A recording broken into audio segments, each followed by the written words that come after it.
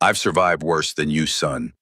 Those were the last words Eli Mercer heard before realizing he just made the biggest mistake of his life.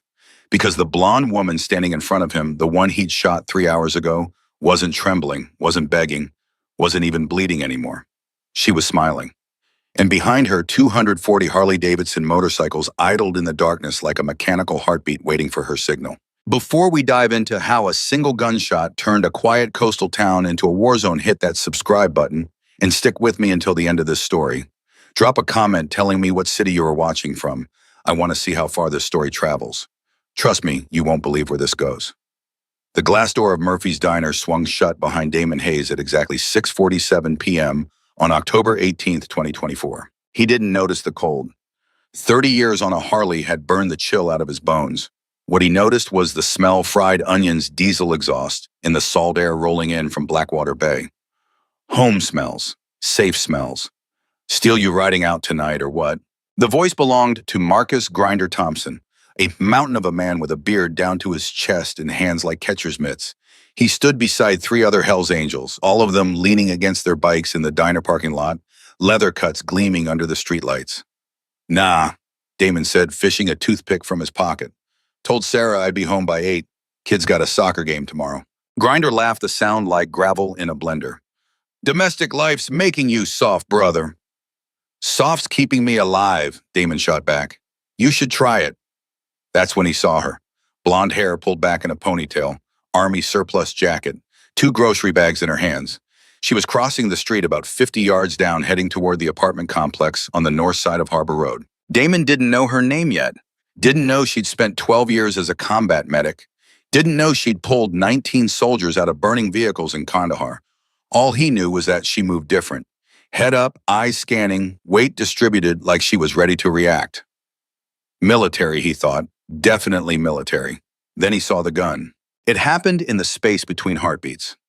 A figure in a dark hoodie stepped out from the alley between the diner and the hardware store. Right hand coming up, moonlight catching on black metal. Damon's brain screamed, run, but his legs wouldn't move. 30 years of riding hard hadn't prepared him for this. For the casual inevitability of a gun barrel rising to point at his chest from 20 feet away. He was going to die in a diner parking lot in Blackwater Bay, Washington. He was never going to see his daughter's soccer game. The blonde woman dropped both grocery bags and sprinted. Not away from the gun, toward him. Damon saw her face for exactly 1 second before impact jaw set eyes wide, every muscle in her body committed to a decision that made no logical sense whatsoever. She hit him like a linebacker. They went down together, his back slamming against the asphalt, her body covering his, and the gunshot was so loud it turned the world into a ringing silence. Pain exploded across Damon's chest, and for a terrible moment, he thought the bullet had found him anyway.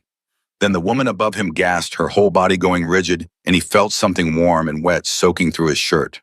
Not his blood, hers. Jesus Christ, Grinder was running. Marcus was running. The whole parking lot was moving now, chaos erupting in every direction. But the woman, this stranger who'd just taken a bullet, meant for him, she wasn't screaming. She was trying to get up. Stay down. Damon grabbed her shoulders, feeling the sticky warmth of blood on his hands. Stay the hell down. Shoot her, she gasped. Alley, dark hoodie, 5'8", maybe 5'9", running. She coughed and blood flecked to her lips. Running east. Damon stared at her. You just got shot and you're giving me a goddamn description. Occupational hazard. She tried to smile, but it came out as a grimace. Someone want to call 911 or are we just going to bleed here all night? Grinder was already on his phone barking their location to the dispatcher. Marcus had his .45 out scanning the alley where the shooter had disappeared.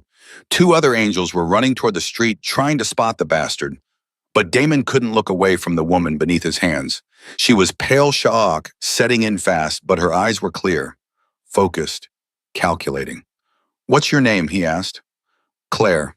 Her voice was getting quieter. Claire Bennett. Claire, I'm Damon. You're going to be okay. You hear me? You're going to be fine. I know.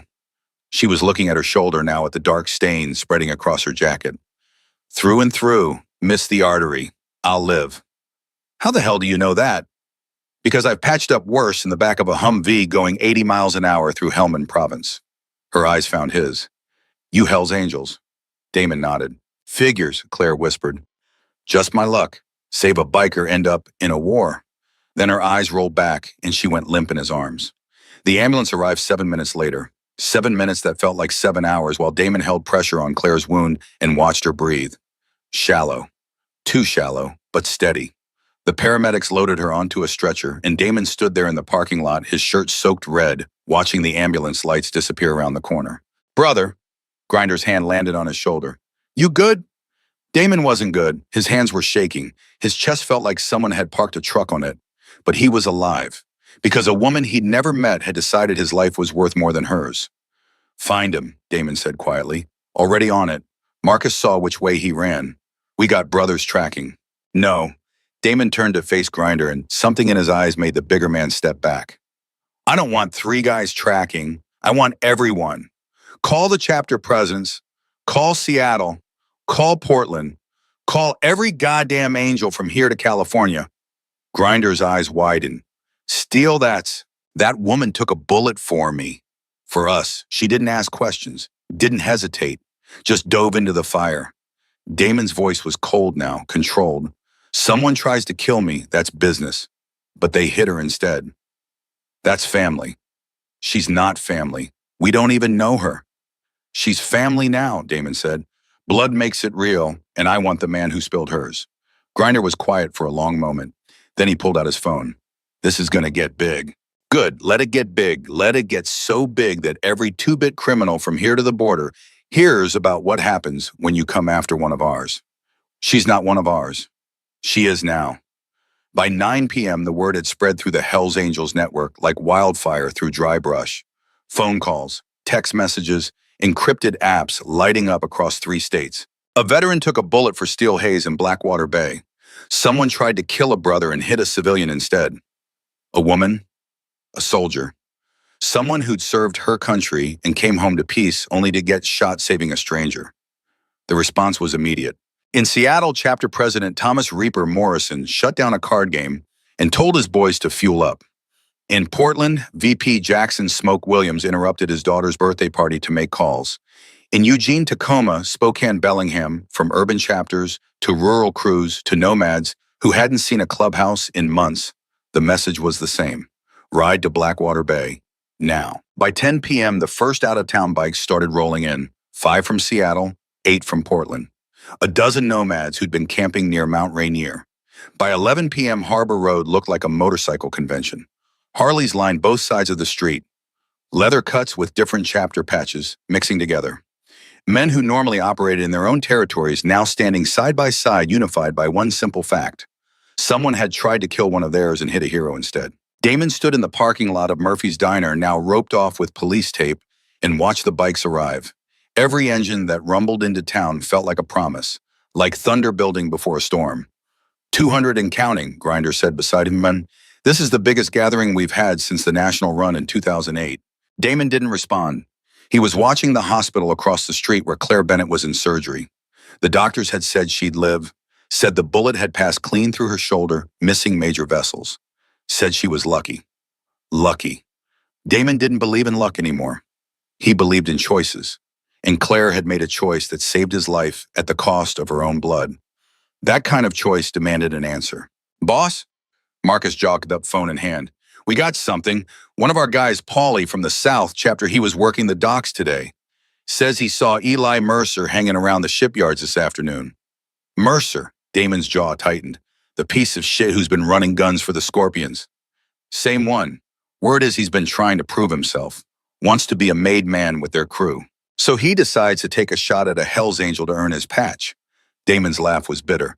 Goddamn amateur. Gets better, Marcus continued. Paulie says Mercer's been staying at a scrap yard out near Cedar Creek, old place owned by the Scorpions. They use it to strip bikes and store contraband. How many Scorpions? We talking? Maybe a dozen at the yard, but they got connections. They call for backup. We could be looking at a full-on war. Damon looked around at the 200 bikers now filling the streets of Blackwater Bay, at the leather and chrome and loyalty, at the brothers who dropped everything to ride through the night because one of their own had been targeted. Let them call, he said quietly. Let them bring everyone they got. At midnight, Damon walked into Sacred Heart Hospital through the emergency entrance. The nurse at the desk took one look at his blood-stained shirt and leather cut and reached for the phone. "I'm here to see Claire Bennett," Damon said before she could dial. "The woman who got shot tonight." The nurse hesitated. "Are you family?" Yes, it wasn't technically true, but after tonight it felt true enough. The nurse studied him for a long moment, then pointed down the hallway. "Third floor, room 312. She's out of surgery but still sedated." Damon rode the elevator alone, watching the numbers climb. When he reached the third floor, he found Claire's room at the end of a quiet corridor. She was asleep. An IV drip fed into her left arm. Her right shoulder was wrapped in thick bandages and her face was pale against the white pillow. But she was breathing, steady and strong. Damon pulled a chair up beside the bed and sat down. He didn't know what to say. Didn't know how to thank someone for saving your life when thank you felt like the smallest, most inadequate words in the English language. So he just sat there, watching her breathe, watching the monitors beep, watching this stranger who'd become something more. "You're an idiot, you know that." The voice was weak but clear. Damon's head snapped up. Claire's eyes were open, unfocused but aware. "You should be resting," he said. "You should be at home with your family, not sitting in a hospital room with the moron who tackled you." "That moron saved my life." Claire's lips twitched. Reflex, saw a gun, saw a target. Old habits. Old habits like taking bullets for strangers. Old habits like protecting people who can't protect themselves. She tried to shift in the bed and winced. Jesus, forgot how much gunshots hurt. "You've been shot before." "Twice? Fallujah in 2009, Kandahar in 12. This one's actually cleaner than both of those." Damon stared at her. "You're insane. I'm a medic. We don't think.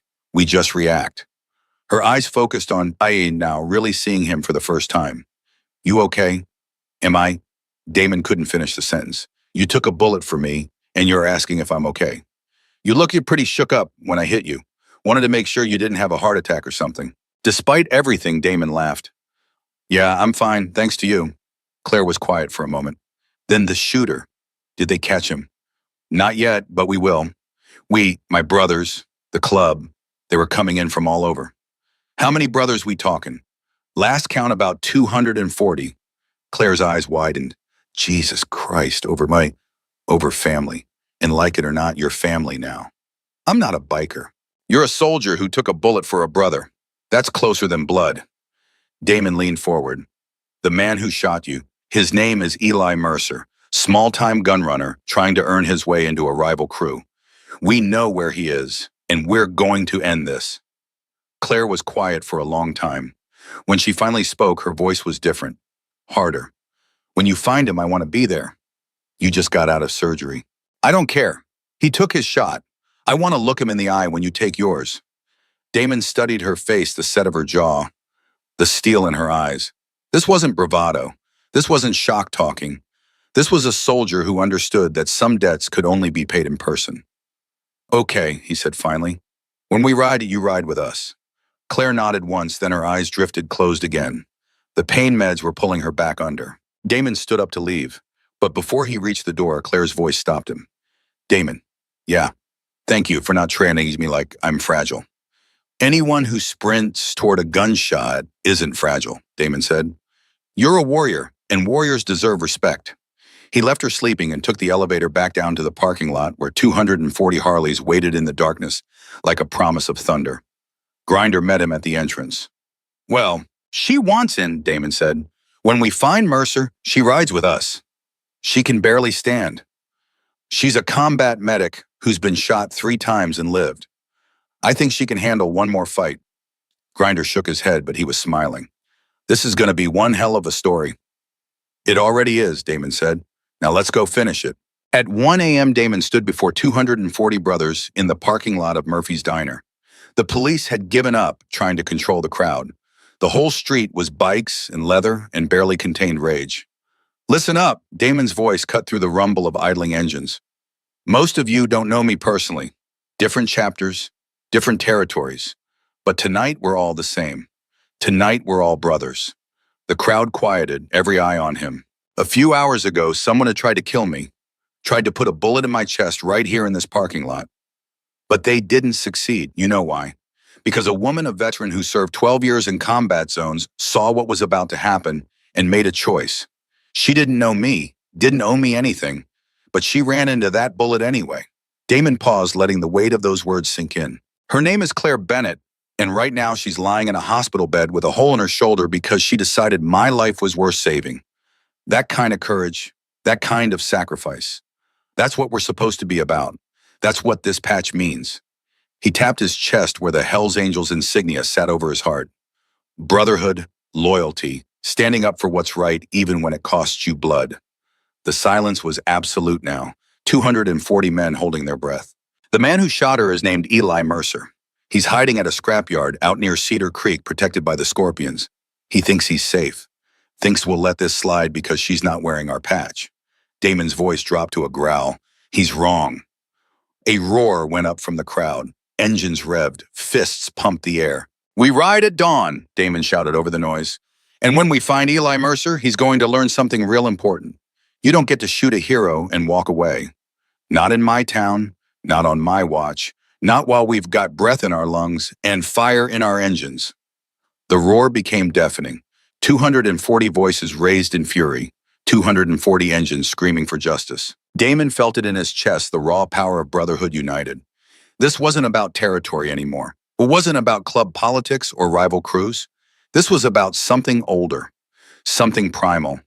This was about making sure that courage was rewarded and cowardice was punished. This was about showing the world that some things still mattered.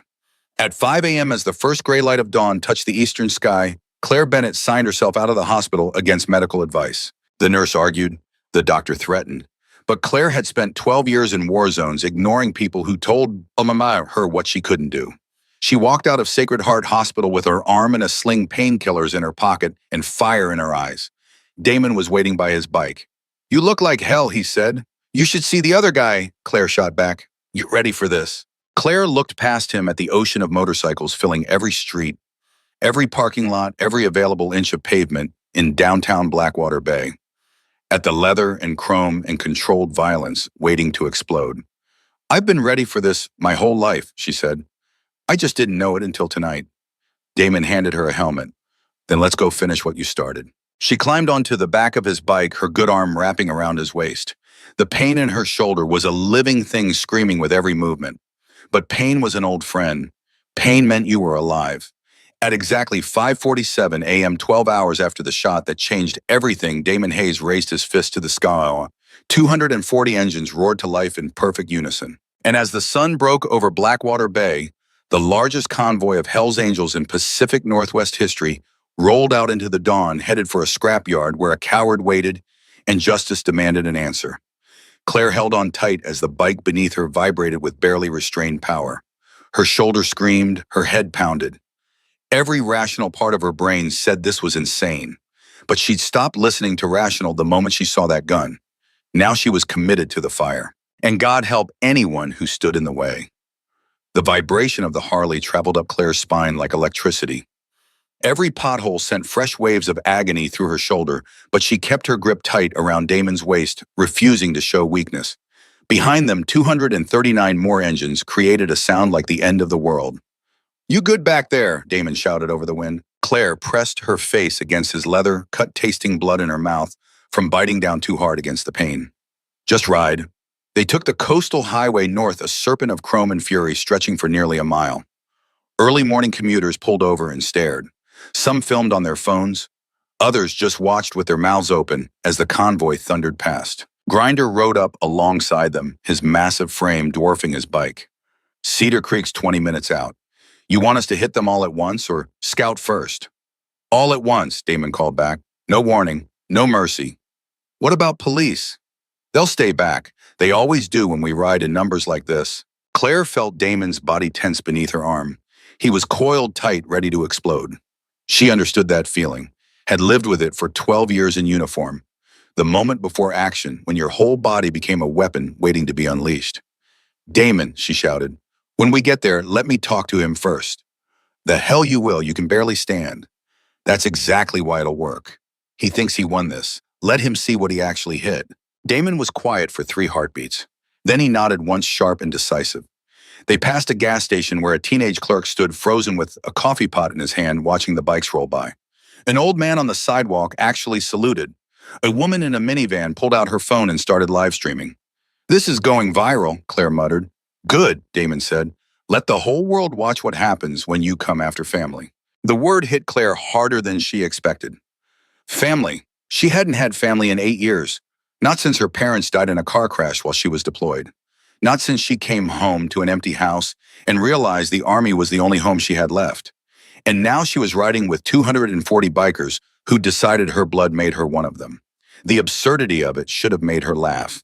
Instead, it made her want to cry. They turned off the highway onto a rural railroad that cut through dense forest.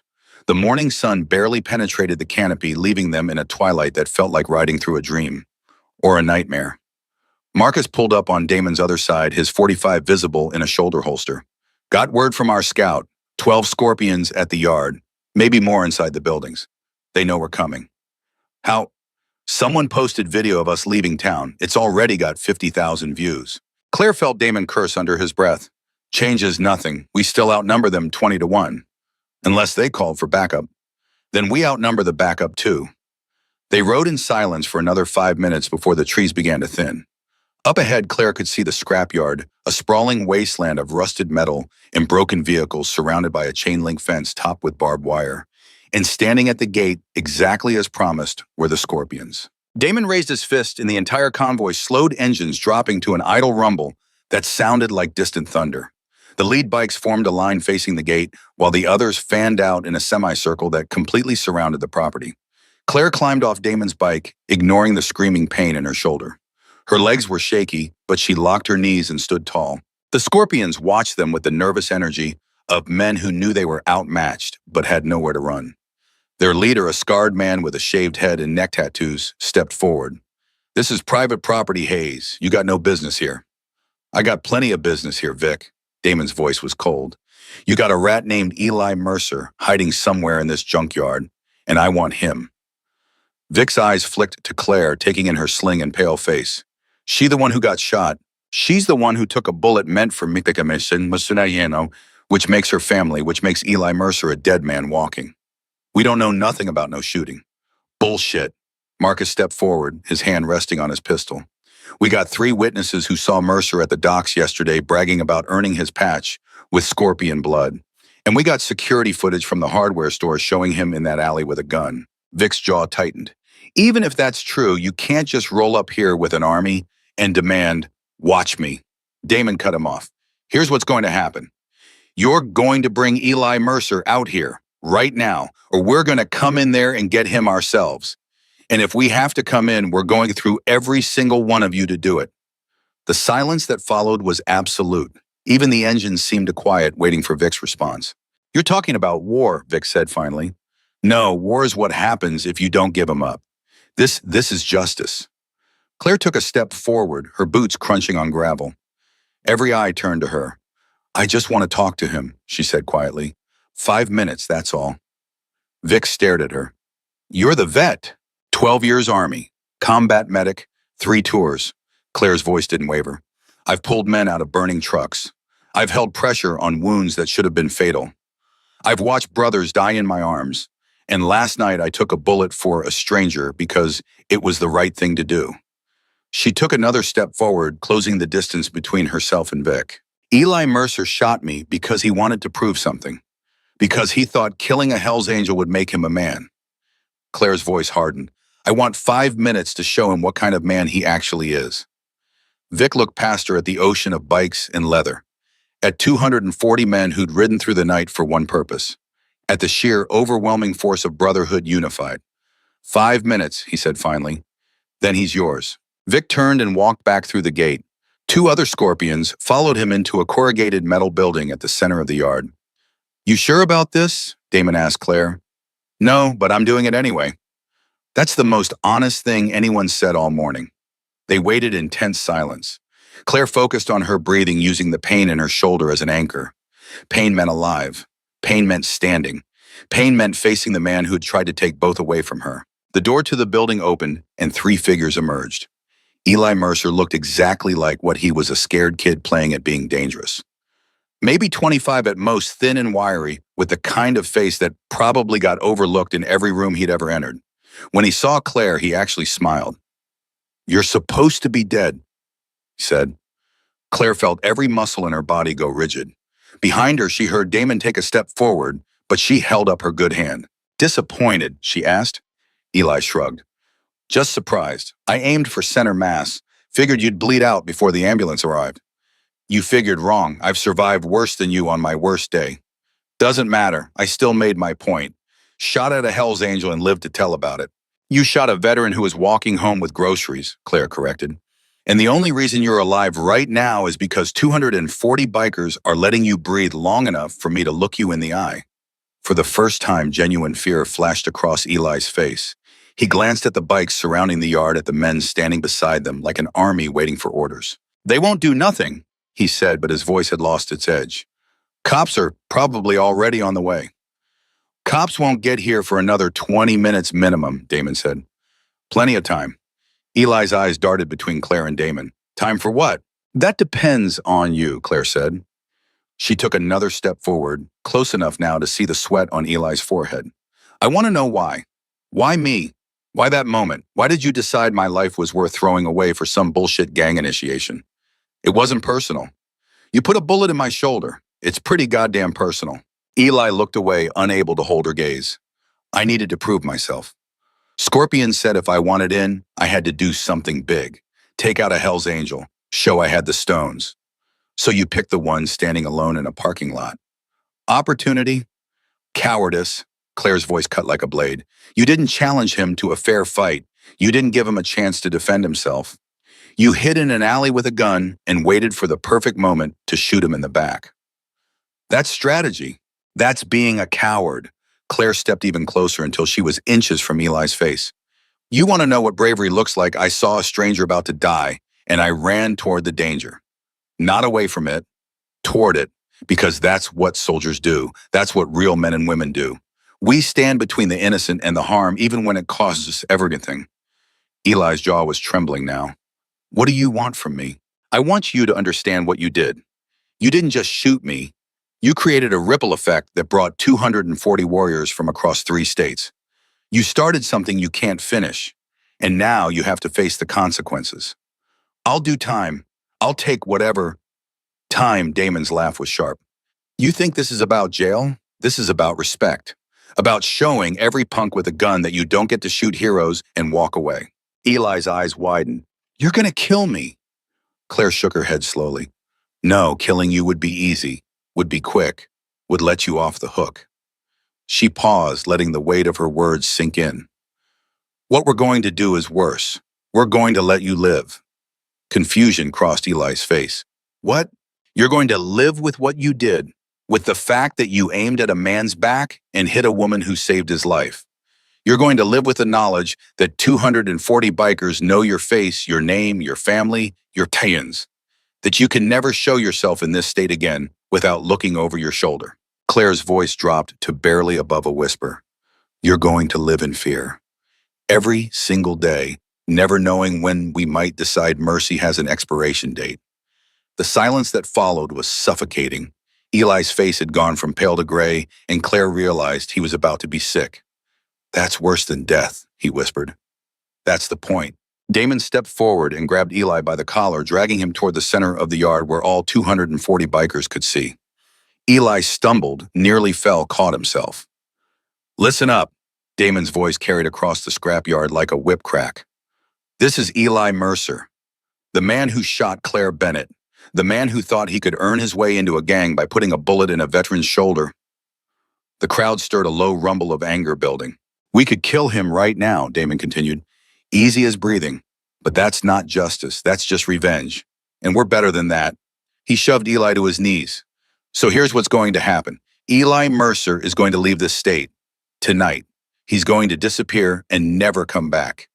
He's going to spend every day of his miserable life looking over his shoulder, wondering if today is the day we change our minds about mercy." Damon leaned down until his face was level with Eli's.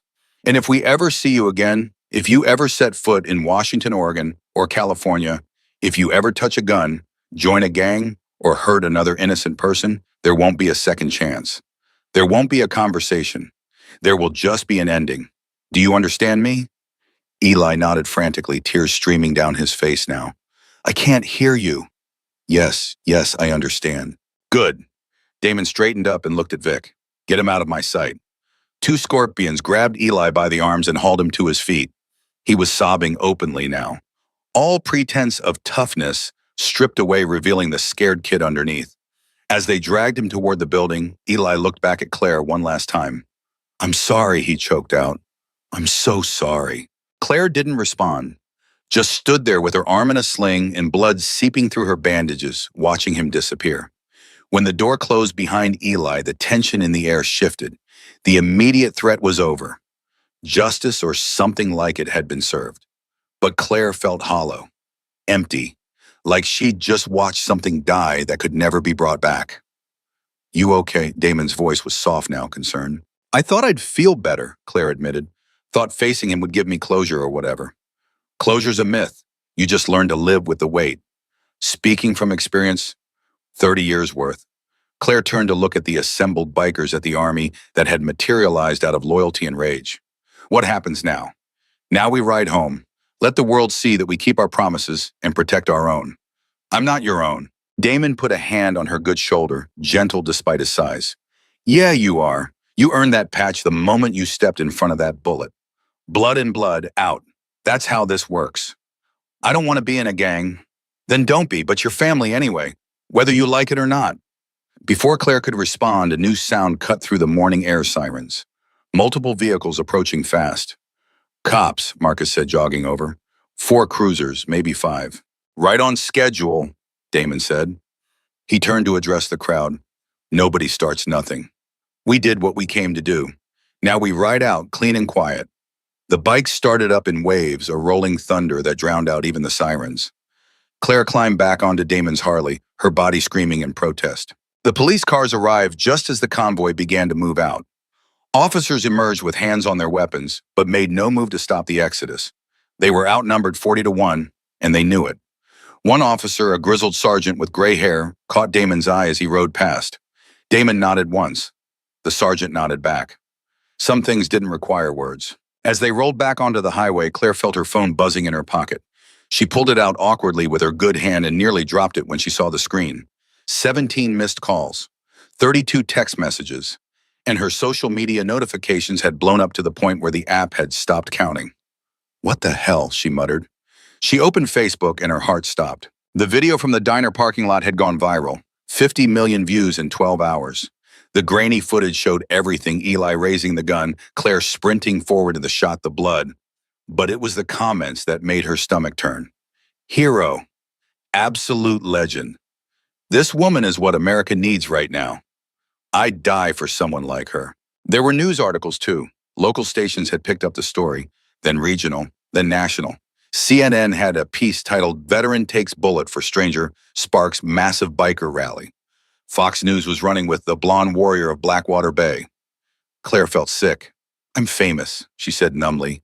Damon glanced back. What? The video? It's everywhere. I'm trending on Twitter. Welcome to the 21st century. Nothing stays private anymore. I don't want to be famous. I just want to fix boats and live my life. Too late for that. Damon's voice wasn't unkind, just honest. You did something remarkable. World's gonna want to know about it whether you like it or not. They rode in silence for several miles, the convoy gradually spreading out as bikes peeled off toward their home chapters. By the time they reached Blackwater Bay, only 30 remained, the local crew and a few stragglers. Damon pulled into the parking lot of Murphy's Diner, the same place where everything had started less than 24 hours ago. The police tape was gone, but the bloodstains on the asphalt remained. Claire stared at the dark patches where she'd fallen, where her blood had mixed with rain and motor oil, where her life had changed forever. You need a hospital, Damon said, killing the engine. I need a drink. You need both. Claire climbed off the bike, and immediately her knees buckled. Damon caught her before she hit the ground, and suddenly she was crying. Not from pain, though God knew there was plenty of that, but from exhaustion, from relief, from the sheer overwhelming reality of what she'd just survived. I got you, Damon said, holding her steady. I got you. I'm sorry, Claire gasped between sobs. I don't know why. You don't have to apologize for being human. You've been running on adrenaline and stubbornness for 12 hours straight. Crash is inevitable. He helped her to a bench outside the diner and sat beside her while she cried herself out. The other bikers kept their distance, giving her space to fall apart without an audience. When the tears finally stopped, Claire felt scraped hollow, raw, like every protective layer had been stripped away. Better, Damon asked. No, but more honest. That'll do. A black SUV pulled into the parking lot and a woman in her 50s climbed out. She wore slacks and a blazer and carried herself with the kind of authority that made Claire automatically straighten her spine. Mr. Hayes, the woman said, approaching them, I'm Detective Sarah Morrison. I need to ask you both some questions about this morning's events. We didn't touch him, Damon said immediately. Check with the Scorpions. Check security footage. We rode out there, talked to Mercer, and left. That's it. Morrison's eyes flicked to Claire. And you, Ms. Bennett, you agree with that assessment? Yes, ma'am, we just talked. 240 bikers surrounded a scrapyard and you just talked. That's right. Morrison was quiet for a long moment studying Claire's face. Then she pulled out her phone and showed them a video. It was cell phone footage from one of the Scorpions showing the entire confrontation, showing Claire's words, showing Eli's tears, showing Damon's ultimatum. This has been forwarded to my department anonymously, Morrison said, along with documentation of Eli Mercer's criminal history and evidence linking him to the shooting. Seems someone wants to make sure we have everything we need for an arrest warrant. Funny how that works, Damon said neutrally. Morrison almost smiled. Indeed, I'm told Mr. Mercer left the state approximately 2 hours ago, last seen heading east on I-90. Good riddance. My thoughts exactly. Morrison pocketed her phone. Ms. Bennett, you should know that you're being called a hero. The mayor wants to give you a commendation. The VFW wants you to speak at their next meeting, and I've had 17 media requests for interviews just this morning. Claire felt her stomach drop. I don't want any of that. Unfortunately, what you want doesn't matter anymore. You're a symbol now, whether you asked for it or not. A symbol of what? Morrison looked at her with something like pity. Of everything people wish they could be.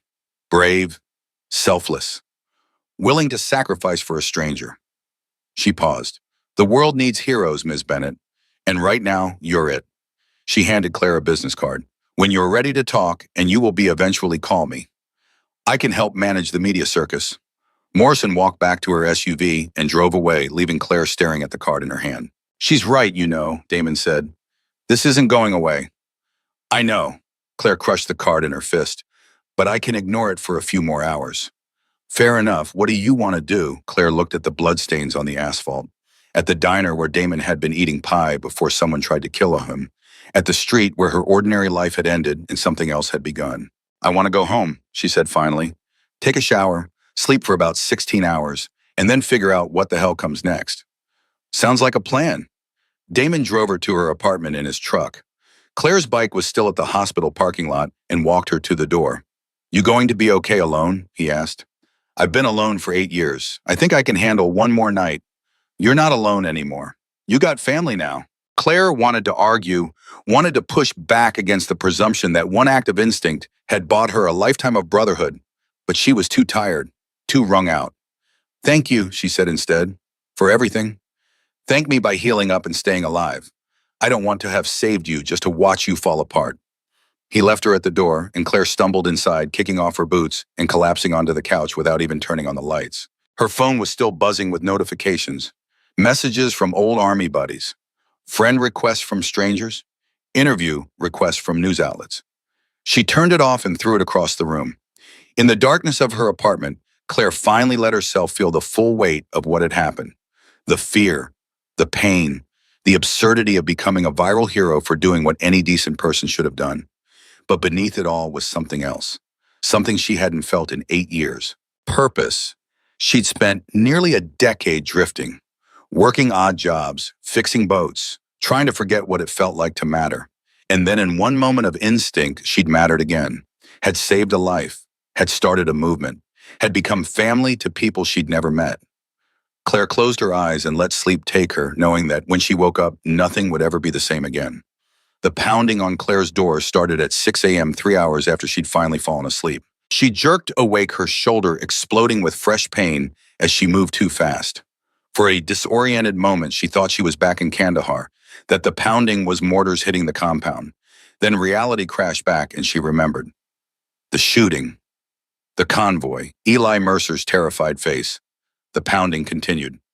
Claire Bennett, this is Channel 7 News. We'd love to talk to you about your heroic actions. Claire's blood went cold. She stayed frozen on the couch, barely breathing, hoping they'd give up and leave. They didn't. Ms. Bennett, the whole country wants to hear your story. Just 5 minutes of your time. More voices joined the first. Different stations, different reporters, all of them wanting the same thing to turn her private moment of instinct into public entertainment. Claire grabbed her phone off the floor where she'd thrown it and powered it on. Immediately, it started buzzing with notifications, but she ignored them all and called the only number that mattered. Damon answered on the second ring. You okay? There are reporters outside my apartment, at least 6 of them. Shit, stay inside, I'm sending someone over. Damon, I can't live like this. I can't hide in my own home because… You won't have to. Just give me 20 minutes. He hung up before she could argue. Claire limped to the bathroom and caught sight of herself in the mirror. Her face was pale, dark circles under her eyes. Her shoulder bandage had bled through during the night, leaving a rust-colored stain. She looked like exactly what she was, a woman who'd been shot less than 24 hours ago and refused to stay in the hospital. She managed to shower using one hand and plastic wrap to keep the bandage dry. By the time she emerged, the pounding had stopped. Cautiously, Claire crept to the window and peered through the blinds. The reporters were still there, but now they were kept back by a line of motorcycles. 8 Hells Angels stood between Claire's door and the media, arms crossed, faces impassive. Grinder caught her eye through the window and gave a small nod. Claire felt something break loose in her chest. These men, strangers 48 hours ago, were now standing guard outside her apartment like she was precious cargo. Her phone rang. Damon again. You see them? He asked. Yeah, how long are they staying? Long as it takes. Marcus is bringing food. Jenny's coming over with fresh bandages, and I'm working on getting you out of there without the vultures following. I have a job, Damon. I have to open the shop by 9. Not today, you don't. Called your boss. Told him you're taking medical leave. Claire's jaw tightened. You had no right to. You got shot saving my life. I got every right to make sure you heal properly. His voice softened. Let us help you, Claire. You spent 12 years taking care of everyone else. Let someone take care of you for once. Claire wanted to argue, wanted to insist she was fine, that she didn't need help, that she could handle this on her own. But the truth was she couldn't. The truth was she was exhausted and in pain and terrified of what came next. Okay, she whispered, but just for today. We'll start with today and see where it goes. 20 minutes later, there was a gentle knock at her door. Not the aggressive pounding of reporters, but the careful tap of someone who understood boundaries. Claire opened it to find a woman in her early 40s with kind eyes and graying hair pulled back in a braid. I'm Jenny, she said, holding up a medical bag. Grinder's wife, used to be an ER nurse before I got smart and quit. Mind if I check that shoulder? Claire stepped aside and let her in. Jenny moved with practiced efficiency, cutting away the old bandage and examining the wound with the detached professionalism of someone who'd seen worse. Clean entry and exit, Jenny said. No infection yet, but you're pushing it. You should be in a hospital bed, not running around on motorcycles. I've heard that already. Then you should listen. Jenny started cleaning the wound with antiseptic that burned like fire. You know what sepsis is, right? What happens when an infection gets into your bloodstream? I'm a combat medic. I know exactly what sepsis is. Then act like it. Take your antibiotics. Change the dressing twice a day, and for God's sake, rest. Jenny worked in silence for several minutes, her hands gentle despite her stern words. When she finished bandaging the shoulder, she pulled out a bottle of pills. Painkillers, real ones, not the over-the-counter stuff. Take them when you need them. Don't try to tough it out. I don't like pills. Nobody does. But pain slows healing. Your body needs to rest, not fight a war against itself. Claire accepted the bottle reluctantly. Thank you. Don't thank me. Just heal. Jenny packed up her supplies. And Claire, what you did out there, taking that bullet, that was either the bravest or stupidest thing I've ever heard. Haven't decided which yet. Can it be both? Jenny actually smiled. Yeah, it can be both. After Jenny left, Marcus arrived with enough food to feed a small army. Sandwiches, fruit pasta salad, and what looked like an entire pie. Grinder's mom cooked, Marcus explained, setting the bags on Claire's tiny kitchen counter. Said any woman tough enough to take a bullet deserves a proper meal. I don't even know Grinder's mom. You do now. She's already claiming you as a granddaughter. Told me to tell you she expects you for Sunday dinner next week. Claire felt tears prick her eyes and blinked them back furiously. This is too much. I don't deserve... Stop. Marcus's voice was firm, but not unkind. You saved Steele's life. That makes you family. And family takes care of each other. End of discussion. He left before Claire could argue further. She stood alone in her apartment, surrounded by food she hadn't asked for, protected by guards she didn't know, part of a family she'd never wanted to join. And despite everything, she felt safer than she had in 8 years. Claire forced herself to eat, knowing her body needed fuel to heal. The food was incredible, clearly made by someone who knew their way around a kitchen. As she ate, she finally allowed herself to check her phone. The messages were overwhelming. Old army buddies asking if she was okay. Former patients she'd treated in Afghanistan thanking her for her service. Complete strangers offering prayers and support. But one message stood out from the rest. It was from an unknown number with a 202 area code. Washington, D.C. Ms. Bennett, this is Lieutenant Colonel Marcus Williams, U.S. Army. I served as your commanding officer during your second tour in Afghanistan. I saw the video. I'm not surprised. You were always the bravest soldier I ever had the honor of leading. If you need anything, and I mean anything, call me. You earned it more than a shoulder wound. You earned our gratitude. Again. Claire read the message 3 times, her vision blurring. Colonel Williams had been the one person in the Army who truly understood her, who'd seen past the quiet exterior to the warrior underneath. She started typing a response, then deleted it. Started again. Deleted again. Finally, she just wrote, "Thank you, sir. That means more than you know." His response came back immediately. "The offer stands. Always." Claire set the phone down and took one of Jenny's painkillers. Within 20 minutes, the sharp edge of agony dulled to a manageable throb. She was just closing her eyes when her phone rang again. Unknown number. Against her better judgment, she answered. "Miss Bennett." The voice was male professional with a slight southern accent. "My name is David Chen. I'm a producer for 60 Minutes. We'd like to feature your story in an upcoming segment about everyday heroes." Claire's stomach dropped. "I'm not interested. I understand you're recovering from your injury. We'd be happy to wait until you're feeling better. We could even come to you." I said no. "Ms. Bennett, people need to hear your story. In a time when the news is full of division and hatred, you represent something pure, something good. Don't you think the country deserves..." Claire hung up. The phone rang again immediately. Different number. She declined the call. It rang again, and again, and again. Finally, she turned it off and threw it back across the room. A soft knock at the door made her jump. "It's Damon," a voice called. "Just me? Can I come in?" Claire opened the door to find him holding a laptop and looking uncomfortable. "Brought you something," he said, stepping inside. "Figured you should see what people are saying before it gets worse." "Worse than reporters camping outside my door." "Yeah, worse than that." He opened the laptop and pulled up YouTube. The video of the shooting now had over 100 million views. The comments section had exploded into a war zone. Some called her a hero. Others said she was stupid for risking her life for a criminal. A few claimed the whole thing was staged, and a disturbing number were making her into some kind of political symbol, proof that veterans were being failed by the system, evidence of American courage ammunition for whatever agenda they wanted to push. "This is a nightmare," Claire whispered. "It gets worse." Damon clicked to another tab.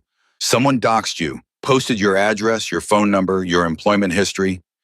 It's been shared about 50,000 times." Claire felt the room tilt. "They what?" "We're working on getting it taken down, but it's like playing whack-a-mole. Disappears from one site and pops up on 3 others. So everyone knows where I live. Everyone can find me." "Yeah, which is why we need to move you." Claire's head snapped up. "No, this is my home. I'm not running." "You're not running. You're being smart. Right now you got reporters outside. Tomorrow it could be obsessed fans. Next week it could be someone who disagrees with what you did and wants to make a point. You're being paranoid." "I'm being realistic. You're famous now, Claire, and famous people are targets." Claire wanted to scream, wanted to throw something, wanted to turn back time to 2 days ago when she was just a mechanic who fixed boats and lived quietly and didn't have to worry about strangers knowing her address. "Where would I even go?" she asked, defeated. "I got a cabin about 40 miles north, up in the mountains, off the grid. No internet, no cell service, just peace and quiet while this dies down." It's not going to die down. Maybe not, but it'll evolve. Right now, you're fresh news. Give it a few weeks, and something else will grab people's attention. Some celebrity scandal or political disaster. You'll fade into the background. And if I don't, Damon was quiet for a long moment. Then we deal with it when it happens. But right now, today, you need space to heal without cameras in your face. Claire looked around her small apartment, at the life she'd built from nothing, at the independence she'd fought so hard to maintain. Then she looked at the laptop screen at the comments from strangers dissecting her choices, claiming to know her motivations, turning her into something she wasn't. How soon can we leave? She asked. Hour. Pack light. Bring clothes, medications, anything you can't live without for a few weeks. My boss is going to fire me. Already talked to him. You're on medical leave with full pay. He saw the video, said you're welcome back whenever you're ready. Claire wanted to feel grateful. Instead, she just felt hollow, like her life had been taken over by forces beyond her control, and she was just along for the ride. She packed a duffel bag with shaking hands. Clothes, toiletries, the photo of her parents she kept on the nightstand, her father's dog tags from Vietnam. When she emerged from the bedroom, Damon was on his phone arguing with someone. I don't care what the network wants. She's not doing interviews, not now, maybe not ever. A pause, because she's a human being, not a content farm. Find someone else to exploit. He hung up and saw Claire watching. Sorry, that was the fourth call in 10 minutes. How did they get your number? Same way they got yours. Internet makes privacy impossible. They left through the back entrance, avoiding the reporters out front. Grinder and Marcus ran interference while Damon loaded Claire into his truck. As they pulled away, she saw the reporters finally notice and start running toward them, cameras raised. Damon gunned the engine and they were gone before anyone could get a clear shot. They drove north in silence, leaving Blackwater Bay behind. The further they got from town, the tighter Claire's chest became. She was running, hiding, letting fear dictate her choices. I hate this, she said finally. I know. I spent 12 years in war zones, faced down enemy fire, pulled people out of hell. And now I'm running from reporters like some scared kid. You're not running. You're making a tactical retreat. Big difference. Feels the same. Damon was quiet for several miles. Then, you know what I learned in 30 years with the club? Sometimes the bravest thing you can do is walk away from a fight you can't win. Reporters want a story. You give them access, they'll bleed you dry. You disappear for a while, they'll move on to easier targets. And if they don't, then you deal with it from a position of strength, on your terms, not theirs. They turned off the main highway onto a dirt road that wound up into the mountains. The trees closed in around them, thick and dark, blocking out the afternoon sun. After another 20 minutes, Damon pulled up to a small cabin nestled in a clearing. It was simple, just one room with a loft, a wood stove, and windows that looked out over a valley that seemed to stretch forever. No neighbors for 5 miles, Damon said, killing the engine. No internet, no cell service, just you and the forest. Claire climbed out of the truck, her shoulder screaming in protest. The air was different up here. Cleaner, quieter. The only sounds were wind through the trees and the distant call of a hawk. I stocked the kitchen yesterday, Damon said, carrying her bag inside. Got firewood stacked out back. Generator if you need power, but try to use it sparingly.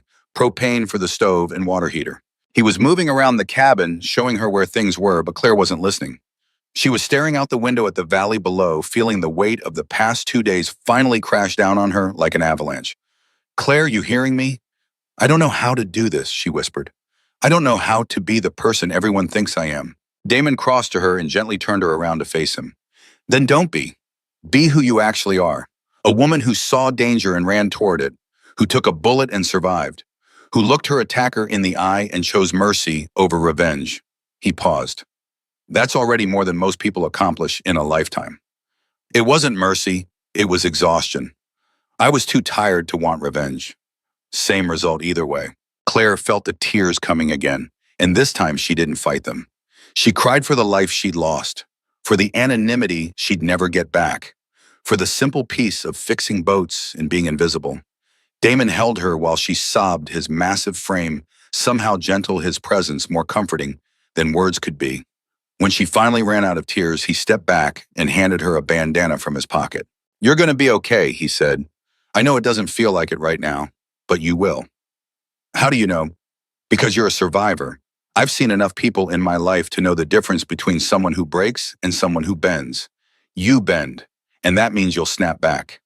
He left her standing in the cabin with promises to check in every few days to bring supplies to make sure she had everything she needed. As his truck disappeared down the dirt road, Claire felt the silence close in around her like a physical thing. She was alone, truly alone. For the first time since the shooting, there were no cameras, no reporters, no well-meaning bikers trying to take care of her. Just her and the pain and the impossible task of figuring out who she was supposed to be now. Claire spent the first day sleeping. Her body finally given permission to rest shut down hard. She woke only to take painkillers and drink water before falling back into dreamless oblivion. The second day she was restless. She paced the cabin despite the pain, feeling trapped by the four walls, even though she'd come here voluntarily. By the third day, she was ready to climb out of her skin. That's when she found the journal. It was sitting on the small desk by the window, a leather-bound notebook with blank pages and a pen tucked into the spine. A note was paper-clipped to the front in Damon's handwriting. Sometimes writing it down helps more than talking it out. D. Claire stared at the journal for a full hour before finally opening it. She started writing and couldn't stop. Everything poured out the fear when she saw the gun, the impact of hitting Damon, the white-hot agony of the bullet, the strange calm that had settled over her in the hospital. She wrote about facing Eli, about the convoy, about the reporters and the fame and the overwhelming sense that her life had been hijacked. She filled 20 pages in one sitting. When she finally set the pen down, her hand was cramping and her shoulder was throbbing. But her head felt clearer than it had in days. The journal became her lifeline. Every morning she woke and wrote. Every evening before bed, she wrote. The pages filled with questions she couldn't answer and fears she couldn't voice, and a growing understanding that her life would never return to what it had been. On the fifth day, Damon returned with groceries and news. Eli Mercer's been arrested, he said, setting bags on the counter. Picked up in Montana trying to cross into Canada. They're extraditing him back to Washington to face charges. Claire felt nothing. Good. There's more. The Scorpions have fallen apart. Vic and 3 others turned state's evidence. Gave up names, locations, everything. DA saying it's the biggest gang bust in state history. Because I got shot. Because Eli shot you, and we made enough noise that the cops couldn't ignore it anymore. Damon studied her face. How you holding up? I'm healing. That's not what I asked. Claire closed the journal she'd been writing in. I don't know how to answer that question anymore. Some days I'm fine. Other days I can't get out of bed. Most days I'm just angry. That who? Everyone. Eli for shooting me. You for making me family. The reporters for turning me into a symbol. Myself for being stupid enough to run toward a gun. That wasn't stupid. That was heroic. Heroic and stupid aren't mutually exclusive. Damon pulled out a chair and sat down across from her. You want to know what I think? Not particularly. I think you're punishing yourself for surviving. You spent 12 years in war zones watching people die. Good people. Young people. People who deserve to make it home just as much as you did. And you're still here while they're not. Claire's hands were shaking. You don't know anything about... I know survivor's guilt when I see it. I lost 6 brothers in 20 years with the club. 6 men who were riding beside me one day and gone the next. And for years I asked myself why I got to live when they didn't. What made me special? What made me worth saving? What did you figure out? That there is no answer. Life's random. Death's random. The only choice we get is what we do with the time we're given. He leaned forward. You were given a second chance when that bullet missed your heart. And you can either waste it hiding in the mountains feeling guilty, or you can figure out what you want to do with it. I don't know what I want. Then start small. What do you want for dinner? Despite everything, Claire almost smiled. Steak, medium rare. Now we're getting somewhere. Damon stayed for dinner cooking steaks on the cabin's tiny propane grill, while Claire sat on the porch and watched the sunset over the valley. They ate in comfortable silence, and for the first time in days, Claire felt something approaching peace. After he left, she opened the journal and wrote a single sentence. Maybe surviving is enough for now. The breaking point came on day 9. Claire was chopping firewood behind the cabin against Jenny's explicit orders when she heard the sound of an approaching vehicle. Not Damon's truck. Something smaller. Faster. She dropped the axe and moved to the side of the cabin where she could see the driveway without being seen. Her shoulder screamed in protest, but adrenaline overrode the pain. A silver sedan pulled into the clearing. A woman in her 30s climbed out expensive camera around her neck, press credentials dangling from a lanyard. Claire's blood turned to ice. They'd found her. The reporter knocked on the front door. Ms. Bennett, I'm Rachel Torres from the Seattle Times. I just want to talk. 5 minutes of your time. Claire stayed frozen behind the cabin, barely breathing. I know you're here. Your truck's parked out back. I'm not going to leave until we talk. The hell you're not, Claire thought. She moved quietly to the woodpile and grabbed the axe, keeping it low but ready. Ms. Bennett, people deserve to know your story. The real story, not what the cable news networks are selling. You're being used as a political football, and you don't even know it. That made Claire pause. She edged closer to the corner of the cabin. The right wing's calling you proof that veterans are ignored by liberal elites. The left's using you to push gun control. Neither side cares about you as a person. They just want you as a symbol. Rachel's voice softened. I want to tell your actual story, in your own words. No spin, no agenda, just truth. Claire stepped around the corner, axe visible. How did you find me? Rachel didn't flinch at the weapon. I'm a reporter. Finding people is literally my job. That's not an answer. I followed Damon Hayes when he drove up here 3 days ago. Staked out his house until he made another supply run. Basic surveillance. So you stalked him. I prefer to call it investigative journalism. Claire's grip tightened on the axe handle. You have 30 seconds to get in your car and leave before I call the Hells Angels and tell them you're harassing me. Will you, though, because from what I understand, you've been avoiding everyone, including them. The observation hit too close to home. Claire's jaw clenched. 20 seconds. Rachel held up her hands in surrender but didn't move toward her car. I get it. You want privacy. You want your old life back. But that's not happening. The story's already out there. The question is who gets to tell it, tabloid reporters who'll make you look like either a saint or a psycho, or someone who'll actually listen. I don't want anyone telling it. I want to be left alone. Then you're going to be disappointed because this story has legs. It's got heroism, violence, redemption, and a mysterious blonde veteran who vanished into the mountains. You're a legend now, whether you like it or not. Claire felt something snap inside her. 9 days of isolation, pain, and suppressed rage came flooding out in a single explosion of words. You want the truth? Fine. Here's the truth. I saw a gun and I reacted. That's it. No noble intentions, no heroic sacrifice. Just muscle memory from 12 years of training. I didn't think. I didn't choose. I just moved. Her voice was shaking now. And now my life is destroyed because I couldn't turn off the soldier in my head for one goddamn second. Rachel's eyes were sharp, calculating. That's the opening line right there. That's real. I'm not giving you a goddamn opening line. Why not? What are you afraid of? I'm not afraid of anything. Bullshit. You're terrified. I can see it all over your face. Rachel took a step closer despite the axe. You're scared that if people hear your real story, they'll realize you're not the perfect hero they've built up in their heads.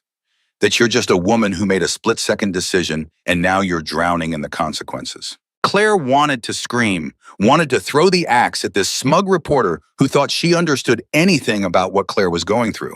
Instead, she lowered the weapon and said quietly, "Get out." Claire, I said get out now before I change my mind about calling Damon. Rachel studied her for a long moment, then reached into her pocket and pulled out a business card. She set it on the porch railing. When you're ready to talk, and you will be, eventually call me. I promise I'll tell your story the right way. She climbed back into her sedan and drove away, leaving nothing but dust and Claire's barely contained fury. Claire stood there for 10 minutes after the car disappeared, gripping the axe so hard her knuckles were white. Then she walked to the porch, picked up Rachel's business card, and threw it into the wood stove. But the reporter's words stayed with her like a splinter under the skin. You're being used as a political football, and you don't even know it. That night, Claire broke her own rules and hiked to the ridge where she could get cell service. She powered on her phone and immediately regretted it. 417 new messages, 63 voicemails. Her social media accounts, which she hadn't checked in days, were flooded with comments and tags and shares. But worse were the articles. Blonde veteran proves America still has heroes. Fox News opinion piece using her to criticize the current administration's veteran policies. The Blackwater Bay shooting exposes America's gun violence epidemic. MSNBC segment, barely mentioning Claire while pushing legislation. Woman who saved biker is perfect example of toxic masculinity in female form. Think piece from a feminist blog arguing that Claire's actions reinforce dangerous gender stereotypes. Rachel had been right. Everyone was using her, twisting her actions to fit whatever narrative they needed. Claire felt sick. She was about to turn off the phone when a text came through from a number she didn't recognize. I know you're hiding and I don't blame you, but there's something you need to know. Check your email. You're not going to like it. Rachel Torres. Claire's hands were shaking as she opened her email app. The most recent message was from Rachel sent 2 hours ago. Subject line, "This goes live tomorrow morning unless you talk to me first." She opened it and her vision tunneled. It was a draft article. The headline read, "The Troubled Past of America's Newest Hero, Claire Bennett's History of PTSD and 3 Prior Psych Evaluations." Claire couldn't breathe, couldn't think. She scrolled through the article in horror reading details that should have been private sealed in her military medical records. Her diagnosis after her second tour. The nightmares. The incident where she'd nearly attacked a nurse who'd touched her shoulder without warning. The mandatory psych evaluations. The medications she'd been prescribed and refused to take.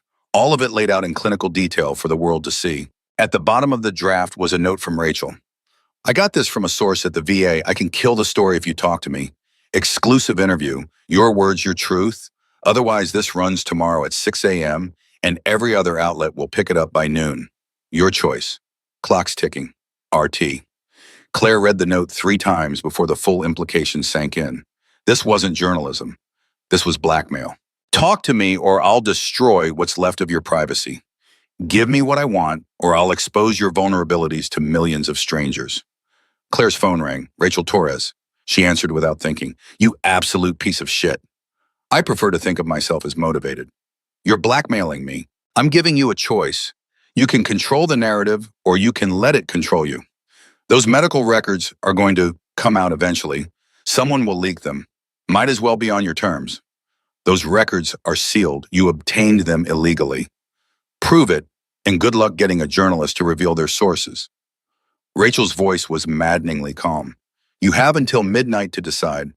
After that, the story runs with or without your cooperation." She hung up. Claire stood on the Ritchie, phone in hand, watching the sun disappear behind the mountains. Below her, the cabin sat dark and isolated, a safe place that suddenly felt like a prison. She could call Damon, tell him what was happening, let the Hells Angels handle it the way they handled everything with overwhelming force and loyalty. But what would that solve? Rachel was right about one thing: the records would come out eventually. And if Claire tried to suppress this story through intimidation, 10 more reporters would dig even deeper. She was trapped, cornered by her own fame and the insatiable appetite of a public that wanted to consume every detail of her life. Claire sat down on a fallen log and pulled out her father's dog tags from under her shirt. He'd carried them through 2 tours in Vietnam, had come home broken but alive, had spent the rest of his life trying to outrun the war in his head. "What would you do, Dad?" she whispered. But she already knew. Her father had hidden, had retreated into alcohol and silence, and eventually an early grave. He'd let the war win. Claire had promised herself she'd never make that mistake. She stood up, pocketed the dog tags, and made a decision that terrified her more than any firefight ever had. She was going to tell her own story, on her own terms, before anyone else could tell it for her. Claire called Rachel back at 11:47 p.m., 13 minutes before the deadline. "I'll do the interview," she said without preamble. "But I have conditions." "I'm listening." "You kill the PTSD story completely, not a word about my medical records." "Can't do that. It's newsworthy." "Then I mention it myself in the interview. I control when and how that information comes out, not you." Rachel was quiet for a moment. "Fair enough. What else?" "The interview happens at the cabin. No camera crew. Just you, me, and a recorder. And you don't publish anything I don't approve first." "I can't give you editorial control." "Then we're done." Claire started to hang up. "Wait, okay, you can review it before publication. But if you change the facts, the deal's off." "I won't change facts. I just want to make sure you're not twisting my words." "When?" "Tomorrow morning, 8 a.m. and Rachel. If you bring anyone else, if you try to record video without permission, if you do anything I don't explicitly agree to, I will unleash 240 extremely loyal bikers on you and your career. Are we clear? Crystal." Claire hung up and immediately called Damon. He answered on the first ring, voice thick with sleep. What's wrong? I need you here tomorrow morning, 7:30, before the reporter shows up. What reporter? Claire told him everything. The blackmail, the medical records, the impossible choice. When she finished, Damon was silent for so long that she thought he had hung up. Say something, she pleaded. I'm trying to decide whether to kill her or respect her hustle. Damon, I'll be there at 7 with backup. No backup, just you. I need to do this, but I need to know someone's watching my 6. Claire, you don't have to do this. We can shut her down. Make the story disappear. For how long, she's right. It'll come out eventually. Better I tell it myself than let them turn me into whatever they want me to be. Damon sighed heavily. You're sure about this? No, but I'm doing it anyway. That's becoming your signature move. Despite everything, Claire almost laughed. Yeah, it is. She spent the rest of the night writing in the journal. Not the interview answers she refused to rehearse, but the truth. The whole messy, complicated truth about why she'd run toward that gun. It wasn't heroism. It was habit. 12 years of training that made running toward danger feel safer than running away. It wasn't selflessness. It was muscle memory. The same instinct that had made her dive on grenades in Afghanistan, pull wounded soldiers from burning vehicles, stand between insurgents and civilians. She'd never turned it off when she came home, never learned how to be a civilian.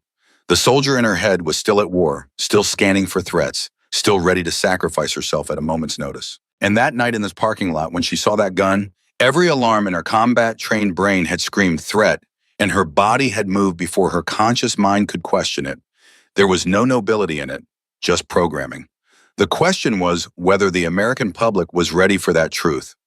Damon arrived at 7:23 a.m. in his truck, alone as promised. He found Claire sitting on the porch steps drinking coffee and looking like she hadn't slept. You look like hell, he said. I feel like hell. He sat down beside her, and for a while they just watched the morning mist burn off the valley. You know you don't owe anyone your story, right? Damon said finally. You don't owe them explanations or justifications or anything else.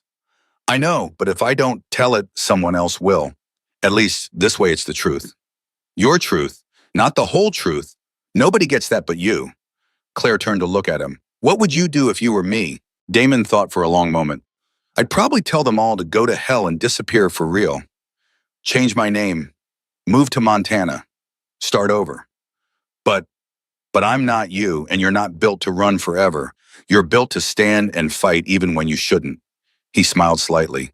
It's what makes you dangerous and valuable. I don't feel dangerous. I feel scared.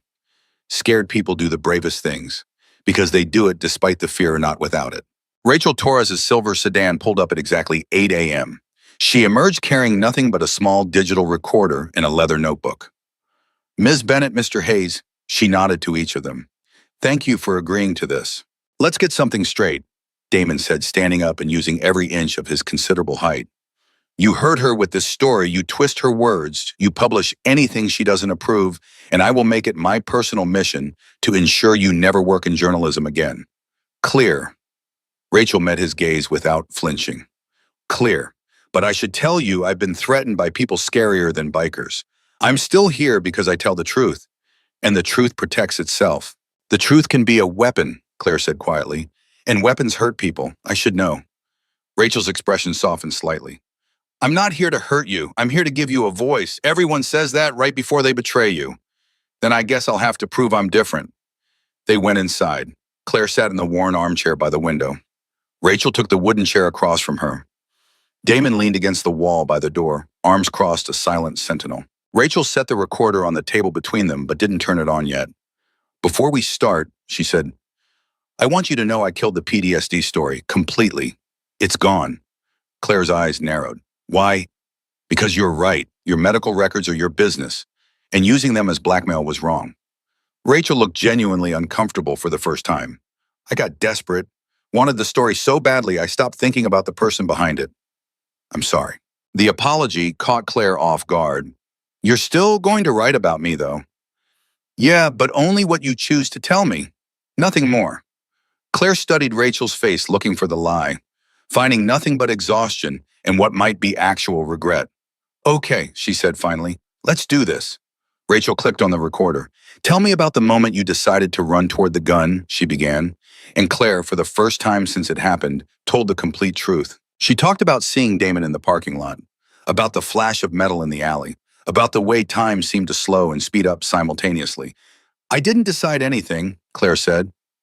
Decision implies choice, implies thought. There was none of that. I saw a weapon aimed at a person and my training kicked in. In Afghanistan, when you see a threat, you engage. You don't wait. You don't analyze. You act. So it was instinct. It was programming. 12 years of it, and I couldn't turn it off even though I've been home for 8 years. Do you regret it? Claire was quiet for a long time. I regret that it happened at all. I regret that some kid thought shooting a stranger would make him a man. I regret that I got famous for doing what any decent person should do, but do I regret saving Damon's life? She glanced at him. No, never. What about the PTSD? Rachel asked gently. I know I said I wouldn't publish your records, but you mentioned earlier you wanted to address it yourself. Claire's hands tightened on the armrests. This was the moment. The choice between continuing to hide or stepping into brutal honesty. I was diagnosed with PTSD after my second tour, she said, her voice steady despite the fear. I didn't accept the diagnosis at first, thought it meant I was weak, broken, so I refused treatment, refused medication, just kept pushing forward because that's what soldiers do. And now I understand that PTSD isn't weakness. It's what happens when your brain tries to process things it was never designed to handle. Combat, death, the constant threat of violence. Your mind adapts to survive, and when the threat is gone, the adaptations remain. Is that why you ran toward the gun? Because your mind still thought you were in combat? Partly, but also because somewhere in my programming, protecting others became more important than protecting myself, and that's a hard thing to unlearn. Rachel was quiet processing. Then, what do you want people to know? If you could say one thing to everyone watching this story unfold, what would it be? Claire looked out the window at the valley below, at the peace she'd found in isolation, at the life that was waiting for her when she was ready to reclaim it. I'd tell them I'm not a hero, she said finally. I'm just a soldier who never learned how to stop being one. And if that makes me brave, then bravery and damage are the same thing. Because the only reason I could run toward that gun is because I've been running toward danger so long, I forgot how to run toward safety. She turned back to Rachel. I tell them that war doesn't end when you come home. It follows you, lives in your bones, shows up in parking lots and grocery stores and moments when normal people see danger and run away, and broken soldiers see danger and run toward it because that's all we know how to do anymore. Her voice cracked. And I tell them that if they want to call me a hero for being damaged in a very specific way, then they better be ready to take care of all the other damaged veterans out there who don't get viral videos and news coverage when they do brave things every single day just by staying alive. The silence that followed was absolute. Rachel's hands were shaking as she wrote notes. Damon's eyes were suspiciously bright, and Claire felt like she'd just torn open a wound she'd been protecting for 8 years. That's the story, Claire whispered. That's the truth. You can use it or lose it, but that's all I've got. Rachel reached over and turned off the recorder. That's everything I need, she said softly. Thank you for trusting me with this. Claire nodded, too exhausted to speak. Rachel packed up her equipment and headed for the door. But before she left, she turned back. For what it's worth, you're exactly the hero they think you are. You just don't realize it yet. Then she was gone, leaving Claire and Damon alone in the cabin with the weight of everything that had just been said. You okay? Damon asked. Ask me in a week. Fair enough. They sat together in silence as the morning sun climbed higher, burning away the mist and revealing the world below in sharp, unforgiving detail. Rachel's article went live 72 hours later at 6 a.m. on a Thursday morning. Claire knew because her phone, which she'd finally turned back on, started vibrating so violently it fell off the nightstand and woke her up. She grabbed it and saw the headline on the Seattle Times homepage. I'm not a hero. I'm just a soldier who never stopped fighting, the Claire Bennett interview. Her hands were shaking as she read her own words transformed into print. Rachel had kept her promise. Every quote was accurate, every detail approved. But seeing it there permanent in public made Claire's stomach turn. The article didn't paint her as a flawless hero. It showed her as damaged, honest, human. A woman still fighting a war that had ended 8 years ago. Within an hour, the story had been picked up by major outlets. CNN, Fox, MSNBC, The Washington Post. Everyone who'd been using her as a political symbol suddenly had to grapple with the fact that she was a real person with real trauma. The comments section exploded in ways Claire hadn't anticipated. Veterans started sharing their own stories, talking about PTSD, about the inability to turn off combat instincts, about feeling broken and heroic at the same time. This is the most honest thing I've read about coming home from war. Thank you for your service and your truth. I've been home for 6 years and I still can't walk through a parking lot without checking for threats. This article made me feel less alone. My dad was Vietnam, never talked about it. Died never talking about it. Claire Bennett just said everything he couldn't. God bless her. Claire read comments until her vision blurred, tears streaming down her face. She'd expected judgment, expected people to use her admission of PTSD as proof she was unstable, dangerous, unreliable. Instead, they were thanking her for being honest, for putting words to things they'd felt but never expressed. Damon called at 8 a.m. You see it? Yeah, I see it. How you feeling? Terrified, relieved, like I just jumped out of a plane without checking if my parachute was packed. The parachute opened. You're getting nothing but support out here. I'm getting death threats too. Saw at least a dozen telling me I should have died in Afghanistan.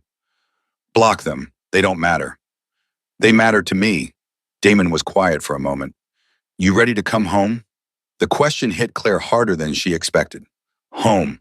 She'd been hiding in the mountains for 2 weeks and part of her wanted to stay forever. Safe, isolated, protected. But another part, the part that had run toward that gun, knew that hiding wasn't living. Yeah, she said finally. I'm ready. I'll pick you up tomorrow morning. There is something you need to see first. What? You'll find out when you get here. He hung up before she could ask more questions. Claire spent her last day at the cabin packing up the journal she'd filled with painful honesty. Every page was a wound she'd torn open and examined. Every entry was a piece of herself she'd tried to understand. She left the cabin, cleaned the firewood, stacked the generator, topped off, ready for the next person who needed to disappear. As she stood on the porch taking one last look at the valley, Claire realized she was different than when she'd arrived. Not healed healing took longer than 2 weeks, but maybe starting to accept that broken and brave could exist in the same body. Damon arrived at dawn with coffee and pastries from a bakery 2 hours away. Thought you could use real food, he said, handing her the bag. They ate in comfortable silence as he drove down the mountain, leaving the isolation behind. With every mile closer to Blackwater Bay, Claire's anxiety ratcheted higher. What's going to happen when we get there? She asked. You'll see. Damon, I swear to God, if you're throwing me a surprise party. It's not a party, trust me. They pulled into town just after 9 a.m. Claire expected to see reporters camped outside her apartment again. Expected chaos and cameras and people shouting her name. Instead, the streets were quiet, normal, like nothing had changed. Damon drove past her apartment and headed toward the harbor. He parked outside the marine repair shop where Claire had worked before her life exploded. Why are we here? She asked. Because someone wants to talk to you. Before Claire could respond, the shop door opened, and her boss, a gruff 60-year-old named Frank, who'd given her a job when no one else would, stepped out. Bennett, he said, you look like hell. Good to see you too, Frank. He crossed his arms, studying her the way he studied broken engines. You planning on coming back to work, or did fame make you too good for fixing boats? Claire felt tears prick her eyes. I thought you'd have replaced me by now. Can't replace you. You're the only one who knows how to deal with the Morrison's yacht engine without strangling them. He paused.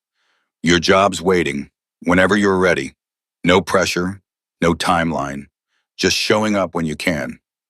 I don't know if I can do normal anymore. Normal's overrated anyway. Just come back when you're ready to get your hands dirty and stop thinking so much. Frank went back inside waiting for a response, leaving Claire staring at the shop with something that felt dangerously close to hope. That's not all, Damon said.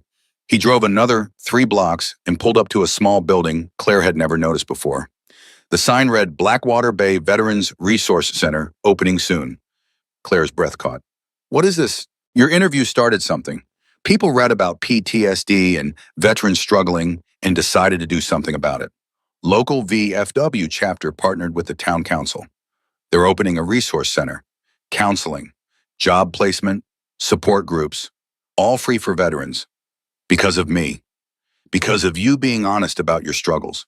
made people realize how many veterans are out there suffering in silence. Claire climbed out of the truck and walked to the front door. Through the window, she could see construction happening inside. Fresh paint, new furniture, computers being set up. A handwritten sign in the window read, "Grand opening November 15th. All veterans welcome. No judgment, just support. They want you there for the opening," Damon said, coming up beside her room. "Want you to cut the ribbon, give a speech." Claire's hands were shaking. "I can't give speeches. I can barely string two sentences together without falling apart." "Then fall apart. Show them it's okay to be broken and still show up." Before Claire could respond, a voice called out from down the street. "Claire Bennett." She turned to see an older man approaching. He had to be in his 70s, wearing a Vietnam veteran baseball cap and using a cane. "Yes, sir." The man stopped in front of her, his eyes bright with tears. "I just wanted to shake your hand. My son served in Iraq, came home with PTSD, wouldn't get help, thought it made him weak." His voice cracked. "He killed himself 3 years ago, and I've been angry at him ever since, angry that he didn't ask for help, that he didn't trust us enough to let us in." He wiped his eyes with a shaking hand. "Then I read your interview, and I understood. He wasn't weak, he was programmed, just like you said, and he couldn't turn it off any more than you can." The man grabbed Claire's good hand and shook it firmly. "Thank you for helping me understand my boy, even if it's too late to save him." He walked away before Claire could respond, leaving her standing on the sidewalk with tears streaming down her face. "That's going to keep happening," Damon said quietly. "People seeing themselves in your story, finding meaning in your honesty. I don't want to be responsible for other people's healing. You're not responsible, you're just a mirror, reflecting back the truth they needed to hear." They drove to Claire's apartment next. The reporters were gone, but there was a pile of mail stacked outside her door. Letters, dozens of them, maybe hundreds. Claire carried them inside and sat on her couch, opening them one by one. Thank you letters from veterans, from families of veterans, from people who'd never served but understood struggle. A letter from a woman whose daughter had saved a stranger from a house fire and later died from her injuries. Reading about you helped me understand why she ran in when everyone else ran out. Thank you for giving me that closure. A letter from a teacher whose student had PTSD from childhood abuse. Your words about being programmed helped me understand what he's going through. I'm getting him the help he needs now. A letter from an elderly woman who'd lost her husband in Korea. He never talked about the war, died with it locked inside. Your honesty would have meant everything to him. It means everything to me now. Claire read until her hands were shaking and her vision was blurred. Every letter was a piece of proof that her honesty had mattered, that her vulnerability had created space for others to be vulnerable too. The last letter was from Colonel Marcus Williams. The return address was Pentagon letterhead. Claire, I've spent 30 years in the Army watching soldiers sacrifice pieces of themselves for their country. But I've never seen anyone sacrifice their privacy and peace the way you just did. That interview took more courage than any firefight. You showed the world what real strength looks like, admitting you're broken and standing tall anyway. If you ever need anything, and I mean anything, you call me. You've earned more than gratitude. You've earned family. Semper Fi, Colonel Marcus Williams. Claire set the letter down and let herself cry. Not sad tears, not scared tears, just the overwhelming release of someone who'd been holding everything in for too long. Damon had left at some point giving her privacy, but when the tears finally stopped, she found a note on her kitchen counter. Sunday dinner at Grinder's mom's house. 5 p.m., non-negotiable. She's already set a place for you. Welcome home, D. The next few days passed in a blur of activity that felt both foreign and familiar. Claire returned to work at the shop, losing herself in the simple mechanics of fixing engines. Frank didn't ask questions, didn't push, just handed her wrenches and let her work. The other employees treated her normally, which was the greatest gift anyone could give. No hero worship, no awkward questions. Just, hey Bennett, the Morrison's yacht is making that noise again, and can you check this bilge pump? Claire fell back into routine and discovered that routine was healing in its own way. But the world hadn't forgotten her. Media requests still came in daily, speaking invitations, book deals, movie offers. Claire turned them all down. She'd told her story once honestly and completely. That was enough. Sunday arrived too quickly. Claire stood outside a modest house in the suburbs, holding a store-bought pie and trying to work up the courage to knock. The door opened before she could. Grinder's mother, a tiny woman who couldn't be more than 5 feet tall, stood there beaming. "You must be Claire, come in. You're letting all the heat out." Inside the house was chaos. At least 20 people crowded into the living room and kitchen, bikers and their families, kids running around, the smell of roasting meat and fresh bread. "Everyone," Grinder's mother called out. "This is Claire. Make her feel welcome." A chorus of greetings rang out. Handshakes, hugs. Someone handed Claire a beer. Someone else took her pie and disappeared into the kitchen with it. Damon appeared at her elbow. "Told you it wasn't a party." "This is definitely a party." "Okay, fine, but it's a family party. Different thing." Jenny found Claire in the crowd and steered her to the kitchen where the women were gathered. "How's the shoulder?" "Healing slowly." "Good. You're young. You'll bounce back." Jenny handed her a glass of wine. "Fair warning, Grinder's mom is going to ask you 15,000 questions and feed you until you explode. It's her love language." She was right. Over dinner, Grinder's mother interrogated Claire about her life, her family, her plans. But it wasn't invasive. It was genuine interest from someone who decided Claire belonged, whether Claire agreed or not. After dinner, when the kids were playing outside and the adults were scattered around the living room, Damon pulled Claire aside. "I got something for you," he said. He handed her a small velvet box. Claire's eyes widened. "Damon, if you're proposing, Jesus Christ, no, just open it." Inside was a silver pendant, not a Hells Angels insignia, not a military medal, just a simple design, 2 hands clasped in solidarity. "It's from all of us," Damon said quietly. "The chapter, the extended family, everyone who rode that night. We wanted you to have something to remember that you're not alone anymore." Claire's throat was tight. "I can't accept this." "Too bad. Already got your name engraved on the back." She flipped it over and read the inscription, "Claire Bennett, family by choice. October 18th, 2024. The tears came fast and hard. Damon pulled her into a hug while she sobbed against his leather cut. "I'm sorry," she choked out. "I'm sorry, I'm such a mess." "You're not a mess, you're human. There's a difference, Brian." When she finally pulled away, every eye in the room was on her. But they weren't judging. They were understanding. Because family meant accepting the broken pieces along with the whole ones.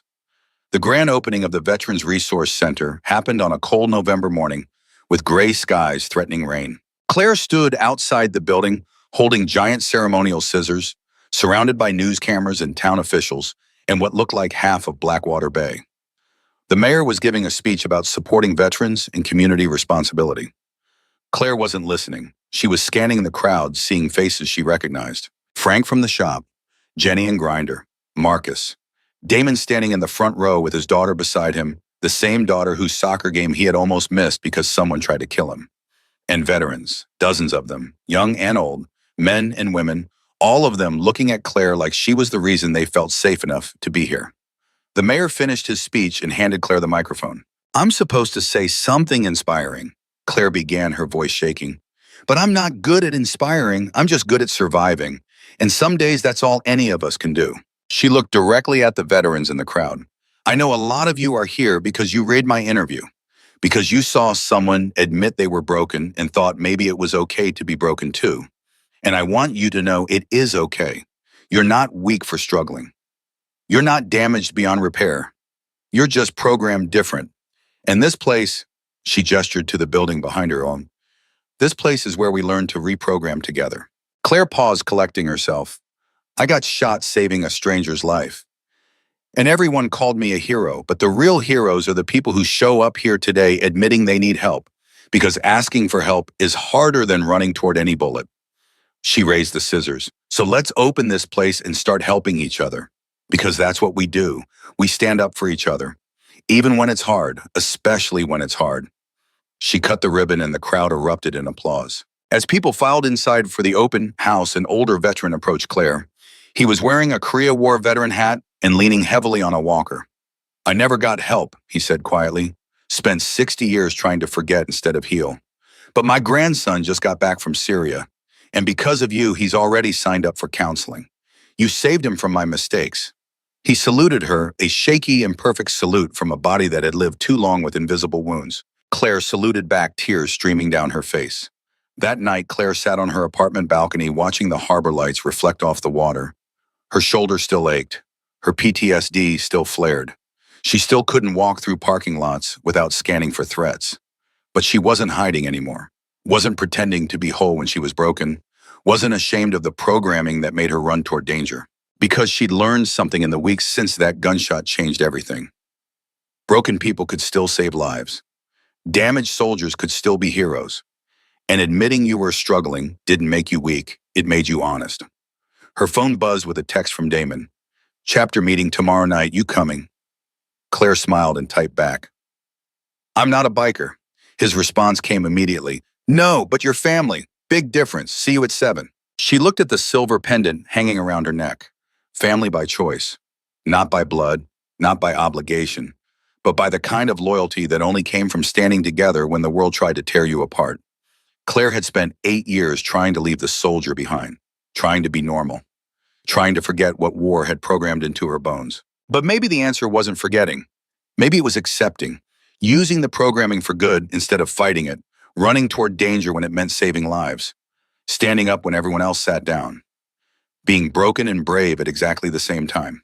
Because that night in the parking lot when instinct had made her sprint toward a gun, she hadn't just saved Damon's life, she'd saved her own, had finally found a purpose that made sense, a family that understood, a reason to stop hiding and start living. The road had called her, and this time instead of running away, she'd answered. And as Claire sat there watching the lights dance on the water, she understood something she'd been too scared to admit before. She wasn't just a soldier who never stopped fighting. She was a warrior who'd finally found something worth fighting for. The truth that broken people deserved love.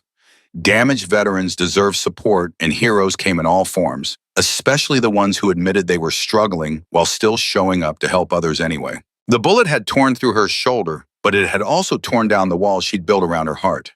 And in the space left behind, something new had grown. Not healing, not yet, but hope. And hope was enough to start rebuilding a life worth living. Claire closed her eyes and let the harbor wind wash over her, carrying away the last remnants of shame and fear. Tomorrow she'd go to work, fix engines, attend the chapter meeting, continue being the complicated, damaged, brave person she'd always been, but had finally stopped apologizing for. Because the world didn't need perfect heroes. It needed honest ones. And Claire Bennett, broken soldier and reluctant legend, was finally ready to be exactly that.